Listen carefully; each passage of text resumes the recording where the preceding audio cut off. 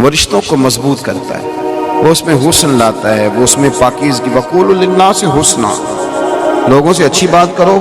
اس کی تفسیر میں بھی مفسرین نے لکھا ہے کہ تم جو بات صحیح ہے وہ بولو، جو بات درست ہے وہ۔ ہمارا یہ جو زمانہ ہے یہ تیز لوگوں کا زمانہ ہے، یہ چالاک لوگوں کا زمانہ ہے۔ آپ ناراض تو نہیں ہو جائیں گے؟ آپ سے تھوڑی کہہ رہا ہوں، میں تو چالاک لوگوں کی بات کر رہا ہوں۔ اور نبی پاک صلی اللہ علیہ وسلم نے یہ فرمایا ہے کہ جنت میں اکثر بھولے بھالے لوگ جائیں گے، بھولے بھالے۔ لیکن ایک بات آپ سے عرض کروں، اگر آپ کسی کو شیشے میں اتار رہے ہیں تو دنیا بڑی تیز ہے، کبھی دھوکہ نہ دیجیے گا۔ اگر آپ کسی کو شیشے میں اتاریں گے تو وہ آپ کو شیشے میں اتار لے گا۔ اب نہیں دور رہا، اب آپ جو ہیں آپ سچی۔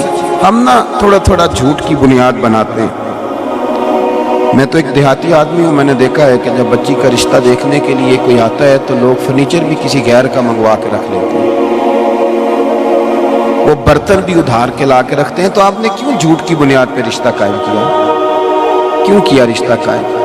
کہا تو یہ جاتا ہے کہ لڑکے والے لالچ کرتے ہیں، لڑکے والے لالچ کرتے ہیں، جہیز مانگتے ہیں، لیکن میں نے یہ بھی دیکھا ہے کہ لڑکی والے کچھ لالچ کا ماحول بھی بناتے ہیں۔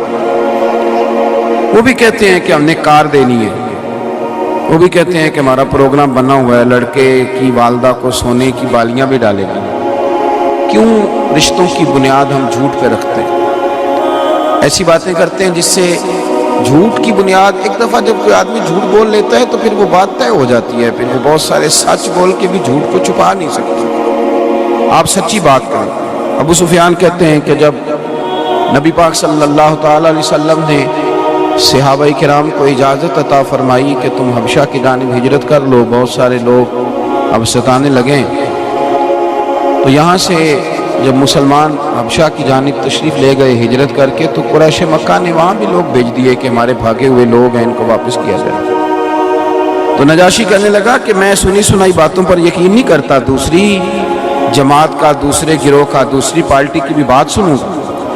اس نے باتوں کو سنا تو پھر اس کا خیال یہ آیا کہ میں کوئی باہر سے کسی آدمی کو بلا کے پوچھوں کہ اسلام کی حقیقت کیا ہے۔ ابو سفیان بعد میں مسلمان ہوئے، خود بیان کرتے ہیں، فرماتے ہیں کہ میں ان دنوں دشمن تھا اور میں مخالفت کرتا تھا، تو فرمانے لگے کہ میں ان دنوں تجارت کے لیے حبشہ گیا ہوا تھا، تو اس نے کہا ڈھونڈو کوئی آدمی ہے اگر مکے سے آیا ہوا ہے۔ مجھے وہ ڈھونڈ کر کے لے گئے، تو اس نے بہت ساری باتیں مجھ سے پوچھی نجاشی بادشاہ نے۔ تو انہوں نے ایک سٹوری بنائی ہوئی تھی، قریش مکہ نے، ہر بندے نے ایک سٹوری بنائی ہوتی ہے نا اپنے آپ کو مظلوم ثابت کرنے کی، بنائی ہوتی ہے نا۔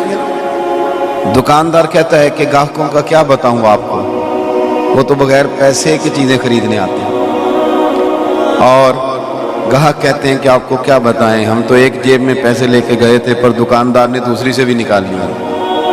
ہم نے اپنے اپنے حق میں اور دوسرے کی مخالفت میں سٹوری بنائی ہوتی ہے، سٹوری۔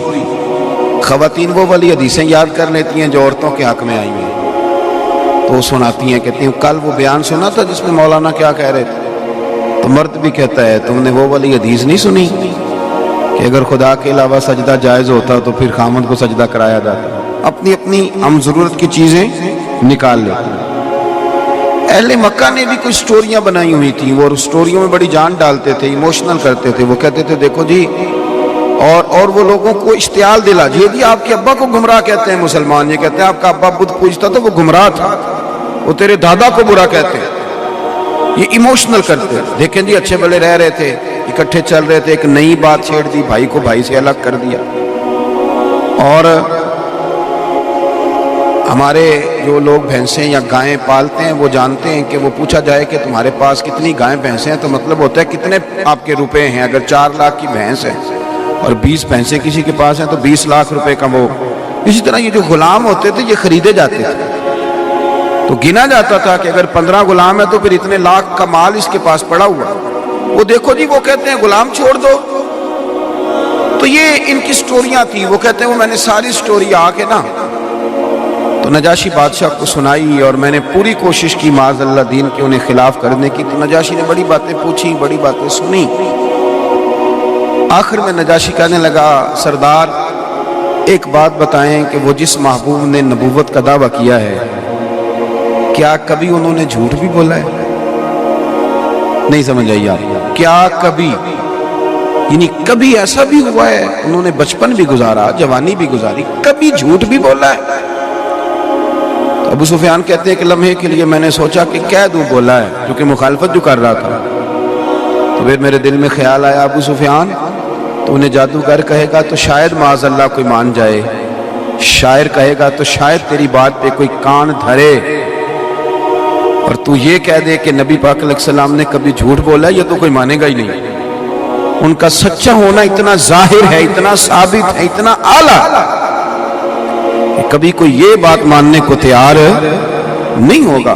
ابو سفیان کہتے ہیں میں نے فوراً کہہ دیا، میں نے کہا وہ میرے بھتیجے لگتے ہیں رشتے میں، میرے سامنے پیدا ہوئے، ان کی کن پٹیوں پہ بال میرے سامنے سفید ہوئے، مخالفت اپنی جگہ، اختلاف اپنی جگہ، اور اس کریم محبوب کی زبان سے جو بات بھی نکلتی حق اور سچ ہی نکلتی۔ انہوں نے کبھی جھوٹ، میری باتوں کی سمجھ آ رہی ہے آپ حضرات؟ باتوں میں بڑا مزہ ہے، جھوٹی باتوں میں بھی مزہ ہوتا ہے، لیکن کبھی سچ کا بھی مزہ لے کے دیکھیں۔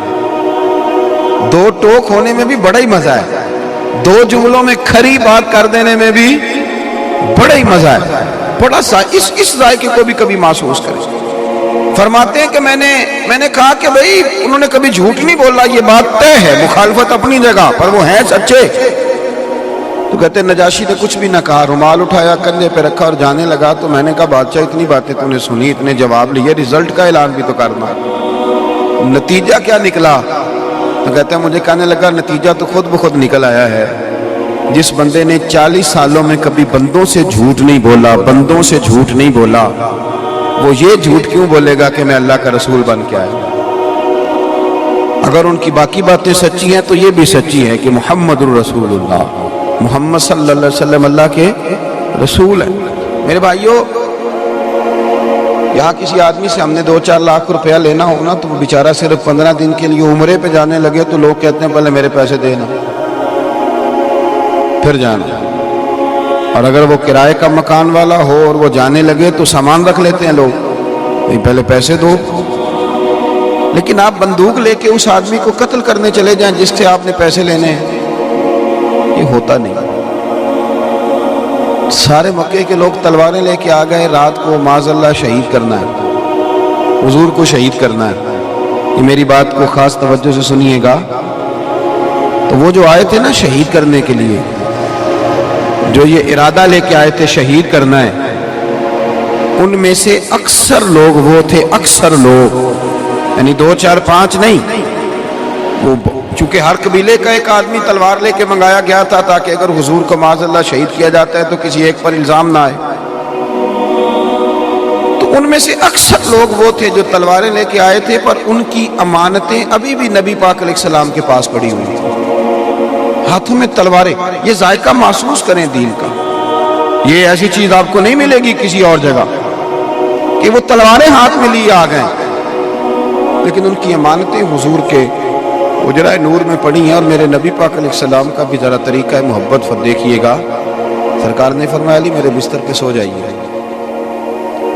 حضور مجھے چھوڑ کے جا رہے ہیں، اپنے لیے نہیں، حضور اپنے لیے نہیں، یہ نہیں فرمایا کہ میرے بچوں کا پیچھے خیال کرنا، یہ نہیں فرمایا کہ پیچھے کچھ معاملات ہیں لینے دینے کے وہ سمیٹ لینا، یہ نہیں فرمایا کہ جائیدادوں کا، بلکہ حضور فرمانے لگے علی سو اس لیے جاؤ کہ لوگوں کی امانتیں پڑی، سویرے وہ امانتیں لوٹا کر تو مدینے آ جانا۔